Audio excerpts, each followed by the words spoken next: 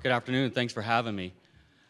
I'm the police chief of a very small community 11 miles east of downtown Cincinnati, and what got me involved in the opiate and heroin epidemic was I watched an entire family die from drugs, an entire generation of brothers die. The mother from prescription pills, the middle brother was shot and killed by crack cocaine, the oldest brother overdosed on heroin, and the last brother, who I thought would live forever, he actually set my car on fire, and like the kid got away with everything. I thought he'd live forever.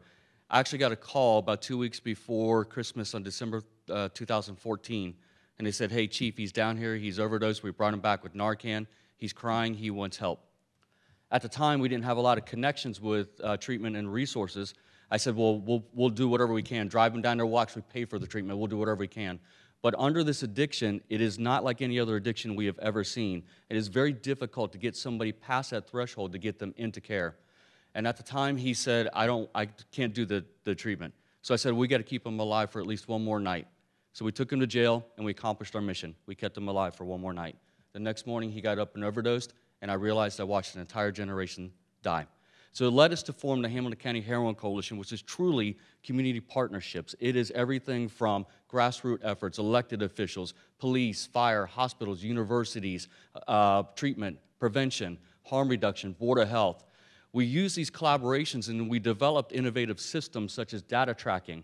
We actually track every 24 hours, we know where people overdose. We use it for hotspots.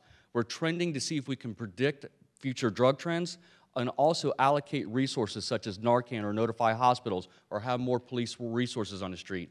We have quick response teams where police, fire, and addiction specialists go out and try to intervene after someone overdoses and connect them to treatment. We're actually working with a startup company, an application company, where these young people who know a lot about technology, and I don't, develop this app and where they can actually try to connect individuals, and first responders can use it to track what treatment spots are open. Do they have Medicaid? Do they have health insurance? Will they do it without health insurance? So we're working with all these innovations, all these groups, all these technologies, but I have to put this problem into some perspective. Even with all that, when we first started the coalition, we were dealing with 20 to 25 overdoses and 1 to 2 deaths a week.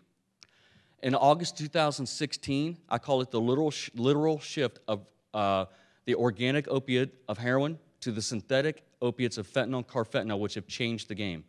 In that 1 week, we experienced nearly 200 overdoses and 3 deaths in that 1 week. We now average 50 to 70 overdoses with 4 to 5 deaths every week. My little community, Cincinnati and Hamilton County, just the numbers will come out here soon, but the 2017 numbers are a 35% increase in overdose deaths. And it's not just our area. The CDC just released a report. Overdoses are up in Ohio, Pennsylvania, West Virginia, and Florida. There is no other issue at the moment that is killing more Americans than this opiate crisis. In 2016, 64,000 Americans died. It was more than homicides and car accidents combined.